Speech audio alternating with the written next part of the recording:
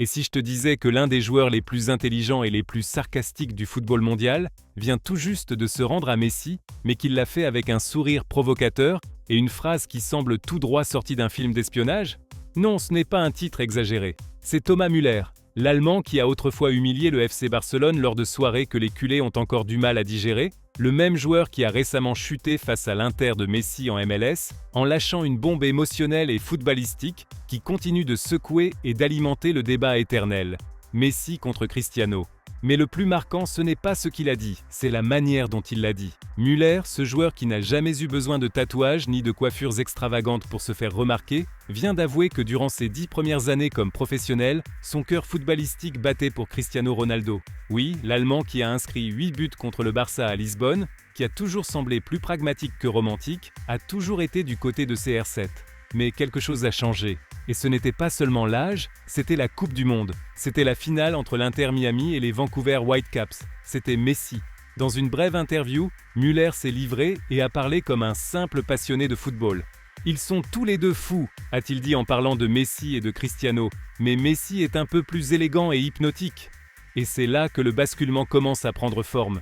Müller reconnaît qu'avec les années, il est devenu plus romantique, plus sensible au style qu'au rendement, plus attentif à l'éthique de travail qu'aux statistiques. Et après avoir vu Messi soulever la Coupe du Monde avec l'Argentine, et plus encore, après l'avoir vu soulever le trophée de la MLS, il n'avait plus d'autre choix que de se rendre à la star argentine. Müller est passé du côté de Messi. Ce n'est pas simplement une voix de plus dans l'océan qui nourrit le débat du GOAT. C'est Müller, le bourreau de Messi lors de plus d'une nuit européenne, reconnaissant que l'Argentin est le plus grand footballeur que ce jeu ait jamais connu.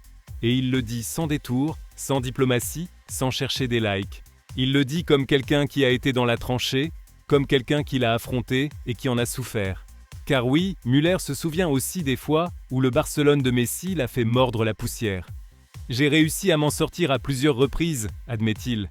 Mais nous avons aussi subi de lourdes défaites contre le Barça. Cette dernière phrase, venant d'un homme qui a tout gagné avec le Bayern, a du poids. Elle porte l'histoire. Elle porte la vérité, et comme si cela ne suffisait pas, Müller conclut avec une phrase qui mêle humour, défi et respect. « Alors je te chasserai encore », dit-il à Messi en riant. Est-ce une menace? Une promesse? Une invitation à revivre de vieilles batailles sur le sol nord-américain pendant encore un an? Ce qui est certain, c'est que cette phrase capture quelque chose dont le football a désespérément besoin. Une rivalité élégante, une compétition nourrie par l'admiration. Alors, que nous reste-t-il de tout cela ? Que signifie le fait que des figures comme Müller, qui ont vécu de l'intérieur l'âge d'or des deux superstars, commencent à pencher vers Messi? La Coupe du Monde est-elle le facteur décisif? Ou existe-t-il quelque chose de plus profond, de plus intangible, qui permet à Messi de se connecter au cœur émotionnel du football et à ses plus grands représentants? Et c'est ici que commence la seconde partie de l'histoire. Car il ne s'agit pas seulement de statistiques, de buts ou de trophées. Il s'agit de ce que Messi représente sur le terrain. Sa façon de marcher, de regarder, de toucher le ballon comme s'il faisait partie de son corps. Sa capacité à rendre l'impossible inévitable. Son silence qui crie plus fort que 1000 déclarations. Messi ne se contente pas de jouer au football, il l'interprète. Müller l'a compris. Cela lui a pris des années, mais il l'a compris. Et il n'est pas seul. De plus en plus de joueurs, d'entraîneurs et de journalistes qui penchaient autrefois pour la puissance de Cristiano, pour sa mentalité d'acier, pour son ambition sans limite, se laissent désormais séduire par la poésie de Messi. Parce que le football, au fond, n'est pas qu'une affaire de chiffres. C'est de l'émotion, c'est de l'art, c'est de la mémoire. Et si Müller, qui l'a affronté, subi et battu, le choisit aujourd'hui comme le plus grand, que nous reste-t-il, à nous simples mortels, sinon accepter que nous assistons à quelque chose d'irrépétible? Il y a quelque chose de profondément symbolique dans ce qui vient de se produire avec Thomas Müller. Ce n'est pas une déclaration de plus dans l'éternel débat Messi-Cristiano. C'est une confession qui, venant de qui elle vient, porte un poids émotionnel et footballistique qui dépasse largement une simple comparaison de talent. Car Müller n'est pas n'importe quel joueur, c'est quelqu'un qui a été au cœur du football européen pendant plus d'une décennie, qui a tout gagné, qui a affronté ces deux monstres dans les moments les plus tendus et décisifs. Et aujourd'hui, depuis la maturité, l'expérience, le romantisme que seul le temps peut offrir, il penche vers Messi. Et cela, honnêtement, en dit bien plus qu'il n'y paraît. Pendant des années, Müller a été le symbole d'une Allemagne pragmatique, efficace, presque chirurgicale.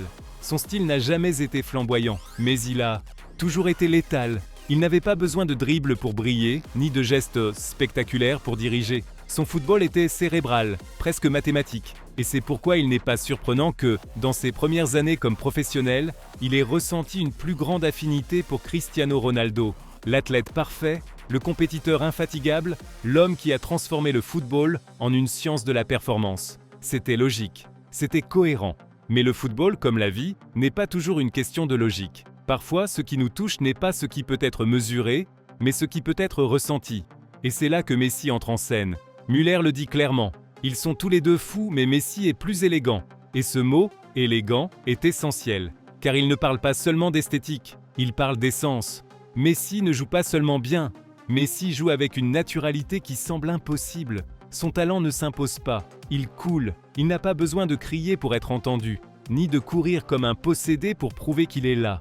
Messi est le silence qui désarme, la pause qui accélère, la passe que personne n'a vu venir. Et Müller le reconnaît. Il le reconnaît après l'avoir affronté, après l'avoir battu et aussi après en avoir souffert. Car oui, le Bayern de Müller a offert à Messi certaines des nuits les plus difficiles de sa carrière. L'Inter Miami l'a fait aussi récemment. Mais il y a également eu des moments où l'Argentin a fait trembler les Allemands. Et cela reste. Cela laisse une trace. Ce qui est intéressant ici, c'est la manière dont Müller explique son changement de perspective. Il ne le fait pas à travers les statistiques ou les trophées. Il le fait à travers l'émotion. Il dit que désormais, plus âgé, plus romantique, il valorise le style au-dessus du rendement. Et cela, c'est une évolution. C'est passer de l'admiration pour celui qui gagne à l'admiration, pour celui qui, tout en gagnant, émeut. C'est comprendre que le football n'est pas seulement une compétition, c'est aussi de l'art. Et dans cet art, Messi est le maître. La Coupe du Monde a été, sans aucun doute, un tournant. Pour beaucoup, ce fut la conclusion parfaite d'une carrière légendaire. Pour d'autres, ce fut la confirmation de quelque chose que nous savions déjà. Messi n'avait pas besoin de ce trophée pour être le plus grand, mais une fois qu'il l'a remporté, il n'y avait plus aucun argument pour le nier. Et Müller l'admet, avec honnêteté, avec respect, avec admiration. Mais la partie la plus fascinante est la manière dont il conclut sa déclaration. « Alors je te chasserai encore », dit-il à Messi en riant. Cette phrase, qui ressemble à une plaisanterie, contient une vérité profonde. Le football vit des duels, des histoires, racontées, des retrouvailles. Et que Müller, désormais en MLS, rêve d'affronter à nouveau Messi en 2026, n'est pas seulement une anecdote amusante. C'est la preuve que, même au cœur de la rivalité, il y a de la beauté. Car le football en a besoin.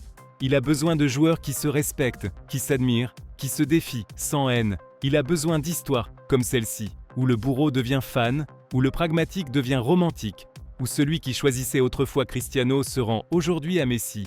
Et il ne s'agit pas de dire que l'un est meilleur que l'autre, il s'agit de comprendre ce que chacun représente. Cristiano, c'est la volonté transformée en muscle. Messi, c'est le talent transformé en poésie. Les deux sont des géants. Mais quand quelqu'un comme Müller, qui a vécu le football de l'intérieur, choisit Messi, ce n'est pas par effet de mode. Il le fait parce qu'il a vu ce que peu ont vu. Il le fait parce qu'il a ressenti ce que peu ont ressenti. Et cela, pour moi, est la partie la plus précieuse de tout cela. Alors, que nous reste-t-il à nous, ceux qui regardent de l'extérieur? Que faisons-nous de cette révélation? La prenons-nous comme une opinion de plus? Ou comme le signe que le football est en train de changer, que nous valorisons de plus en plus l'intangible, l'émotionnel, l'artistique? Je pense que oui. Je crois que nous entrons dans une ère où le football ne se mesure pas seulement en but, mais en moments, en gestes, en silence, en regard. Et sur ce terrain-là, Messi est imbattable. Je te laisse donc avec cette question. As-tu le sentiment que la déclaration de Müller marque un avant et un après dans le débat sur le plus grand de tous les temps? Ou penses-tu qu'il y a encore matière à discussion? La Coupe du Monde 2026 peut-elle changer cette conversation? Nous le découvrirons dans les mois à venir. Si tu es passionné de football comme moi, abonne-toi, commente et reste ici. Parce que ce n'est pas fini. Il y a encore beaucoup à dire. Merci.